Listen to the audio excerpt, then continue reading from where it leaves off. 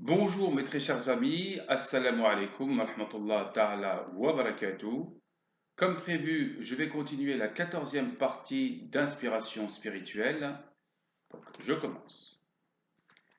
Qui peut te révéler la notion complexe de l'âme? Ceux qui tentent de l'expliquer ne se retrouvent-ils pas très souvent dans l'impuissance de la comprendre? Le mystère de l'âme n'est rien comparé à celui de l'esprit. Polir son âme à travers le temps qu'Allah le subtil t'aura accordé signifie, en d'autres termes, la pacifier. C'est dans cette pacification absolue que tu empliras uniquement ton Créateur dans ton cœur. Comment en serait-il autrement?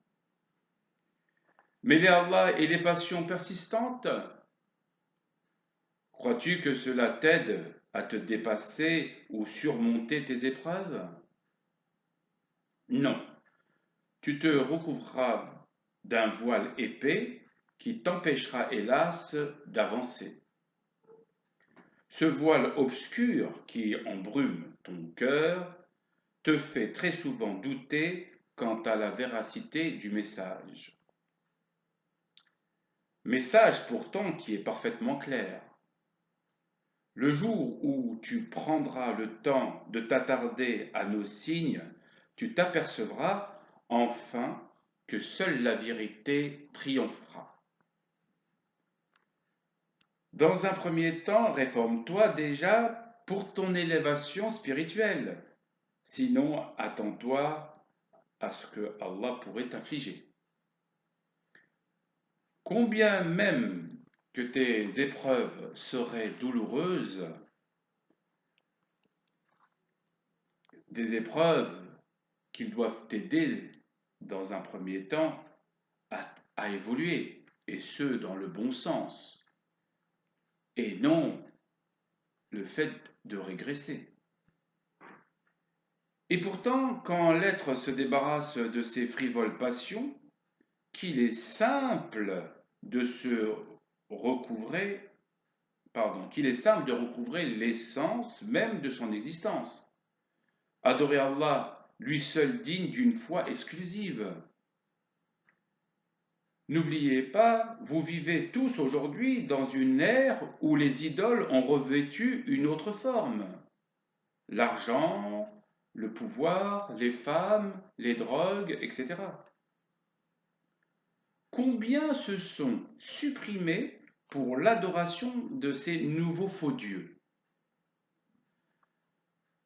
Alors nous leur avions accordé un temps respectif à tous pour se parfaire et de changer leur comportement. Mais hélas, les gains de ce bas monde, les gains de ce bas monde, les ont aveuglés au point de s'oublier eux-mêmes et d'oublier par là même le jour de la rencontre. Ah, si à cette époque ils avaient eu l'intention, ou ne serait-ce l'intention de dépenser leurs biens au vu de plaire à Allah, si au moins ils avaient saisi ce qui leur avait vraiment accordé tant de richesses. Non, ils se sont endurcis en oubliant que leur être sur terre n'était qu'éphémère. Leurs richesses sont donc restées à la surface de la terre, et eux, dans la tombe, les contemplent avec les affres du regret. Oh oui, qu'ils auraient voulu revenir sur terre et dépenser avec largesse ce que nous leur avions accordé. Comprenez bien, chaque être lui a assigné un temps, son propre temps. Le temps se définit entre la naissance et la mort. De la naissance à la prise de conscience se loge l'innocence. Innocence ou point d'affliction. Mais à partir de la conscience, c'est-à-dire à partir de la perceptibilité des sens et de l'environnement, là, les contes commencent. Ne cherchez plus aucun prétexte. Tout est dévoilé pour vous. Le message clair des signes explicites dévoilés dans le Coran. Oui, le prophète, appelé aussi le digne de confiance ou le sceau des prophètes, à la lumière d'Allah, vous a proposé d'une façon claire les meilleures orientations. Orientations sans équivoque à appliquer tout au long de votre vie. N'attendez pas que vous vienne vous surprendre votre heure. Ah, si vous saviez que le temps se restreint d'époque en époque, vous ne seriez point là, les yeux hagards et inattentifs. Pour chaque communauté, il y a un terme.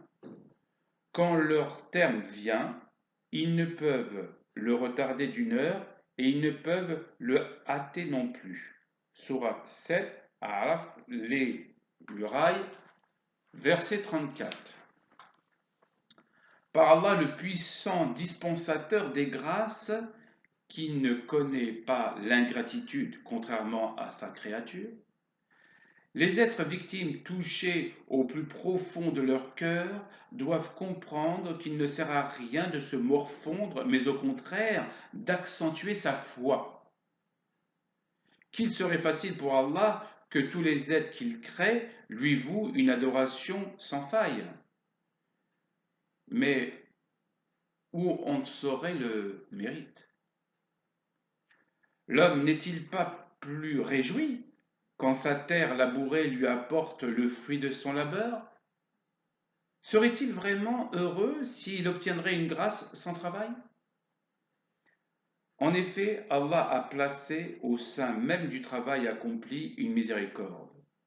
Tout ce que vous découvrirez en science ou en savoir, n'est-il pas bon de le découvrir par des efforts certains? Tout gain acquis de façon illicite connaîtra une fin avilissante.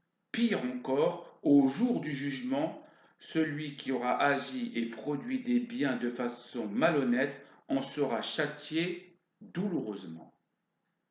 Ceux des enfants d'Israël qui n'avaient pas cru ont été maudits par la bouche de David et de Jésus, fils de Marie, parce qu'ils désobéissèrent et transgressèrent. Ils ne s'interdisaient pas les uns aux autres ce qu'ils faisaient de blâmable, comme est mauvais, certes, ce qu'ils faisaient. Croyez-vous que l'argent doit produire de l'argent? N'est-ce pas là une ineptie? Ou bien pensez-vous que le travail fourni doit-il traduire la bonne action, qui bonne action doit être récompensée? Tant que vous agirez de la sorte, à vous obstiner dans vos transgressions, vous trouverez au bout de ce chemin que tristesse et désolation. Je vais m'arrêter là. Je vais vous présenter quelques livres, vous conseiller quelques livres si vous le souhaitez. Alors, vous avez Le révélateur des mystères de Noureddin Isfarayini. C'est du perse traduit en français. Donc, c'est le traité du soufisme, comme vous le voyez. Voilà. Et vous pouvez le trouver dans les collections Verdier. Voilà. Vous avez un autre livre que je souhaiterais aussi vous conseiller. C'est Les vérités de la succession du prophète. Collection Al-Bourak. Et l'auteur, c'est Sherif Mohamed Ali Edara. Voilà. Donc là, vous allez connaître toutes les divisions tribales qui existaient bien avant la naissance du prophète sallallahu alayhi wa sallam. Vous allez aussi connaître toutes les divisions, toutes les batailles qu'il y a eu, et aussi, surtout, vous allez apprendre que le prophète a réellement désigné son successeur afin de continuer son message, puisque tous les autres prophètes l'ont fait avant lui. Pourquoi le sceau des prophètes ne le ferait-il pas? Pourquoi n'aurait-il pas songé, hein, à préserver l'authenticité de son message par le biais d'un être intègre et authentique? Donc là, vous aurez toutes les explications. C'est un livre que vraiment je vous conseille. Et ensuite, à vous de débattre, hein. Voilà, c'est ne pas simplement lire et de boire les pages comme ça, mais aussi, c'est aussi de vous forger votre propre critique, etc. Sur ce, je vous souhaite une excellente journée. Prenez bien soin de vous. Merci.